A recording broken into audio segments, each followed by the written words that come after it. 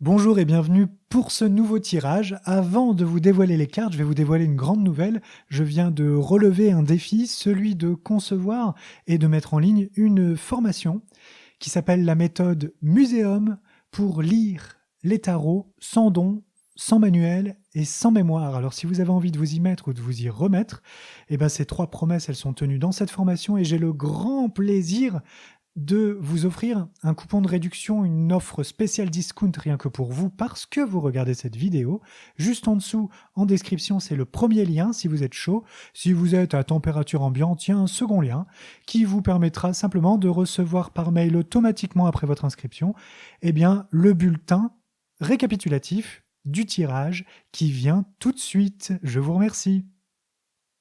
À nous deux, chers poissons. Alors, qu'avons-nous aujourd'hui ? Le chef nous propose en entrée la lune, en plat la carte de l'ermite, et enfin, en dessert une petite note sucrée pour faire passer le tout, la carte de la force.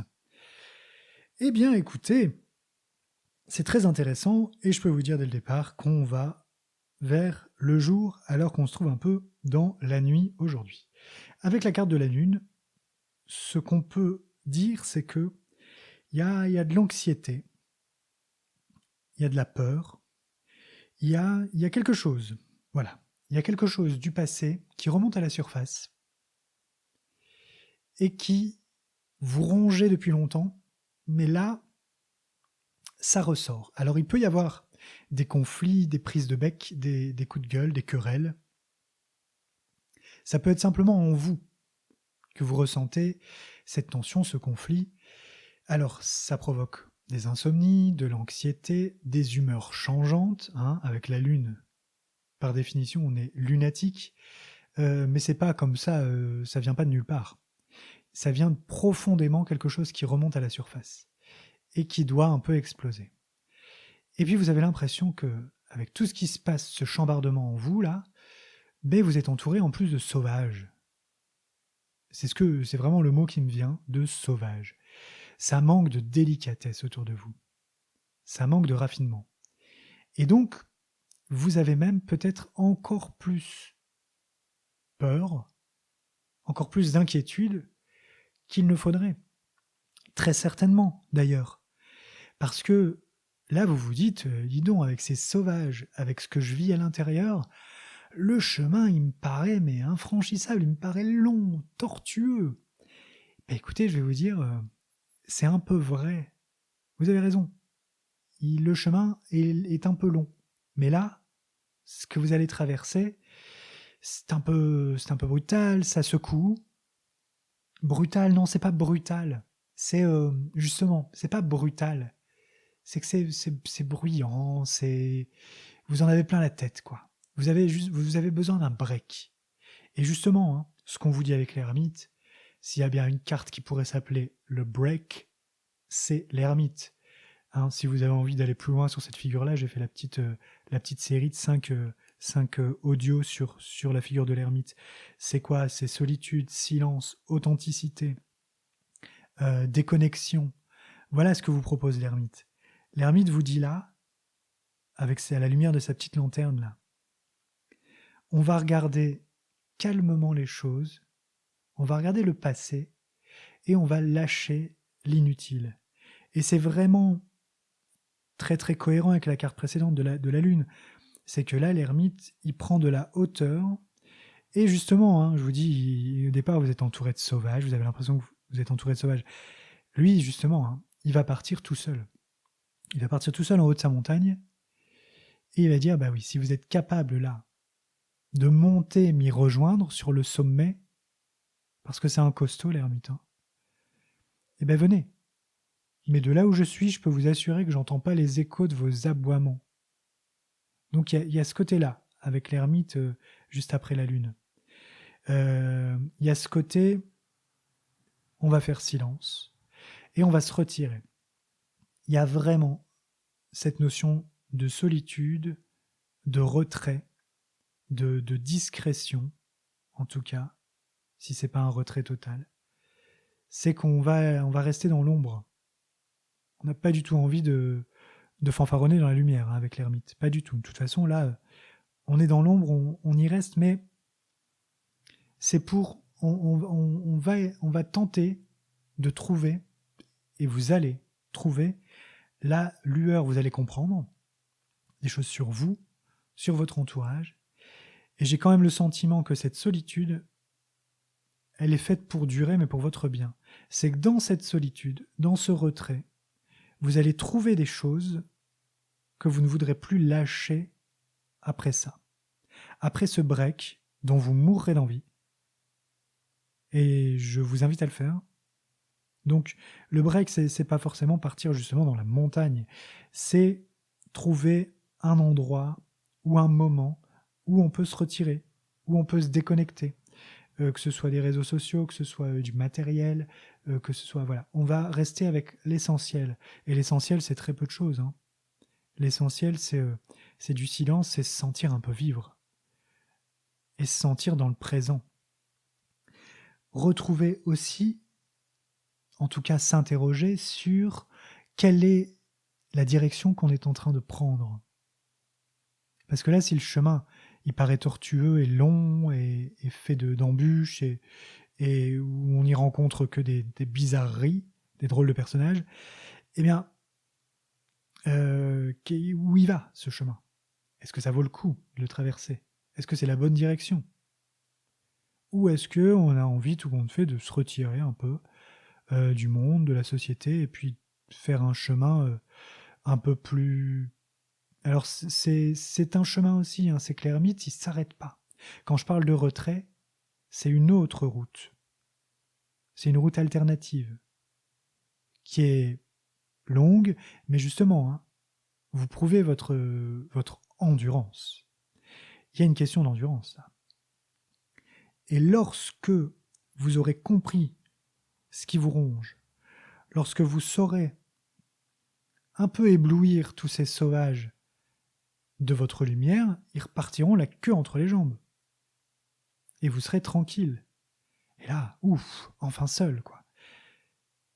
Et ce que vous allez faire, peut-être qu'il va en rester un de sauvage. Peut-être que tout ça, c'est en vous, hein, quand je parle de sauvage. C'est peut-être votre monde intérieur qui est fait d'aboiements, de...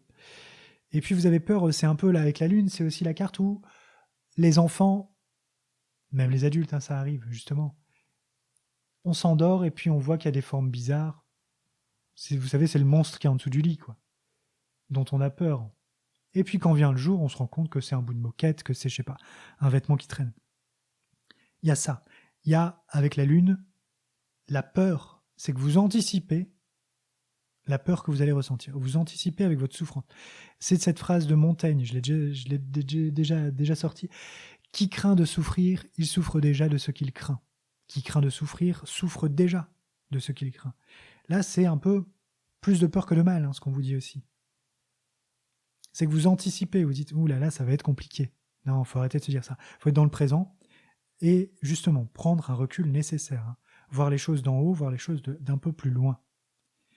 Et être... vous êtes modeste. Hein. Donc voilà, il y a pas...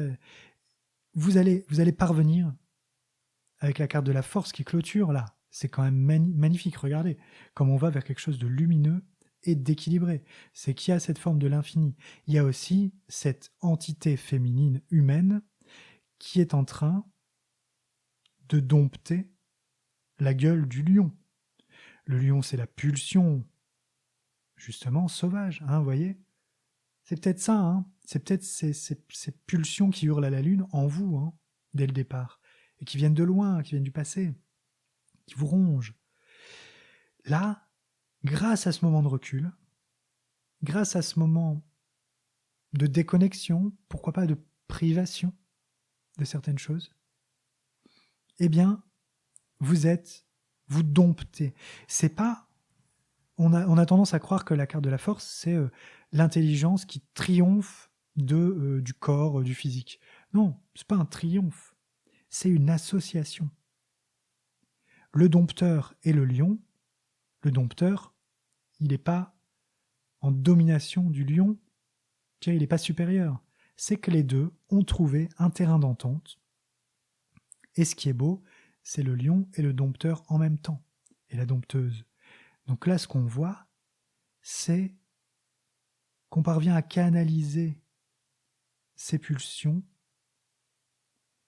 et à équilibrer son intellect et son instinct.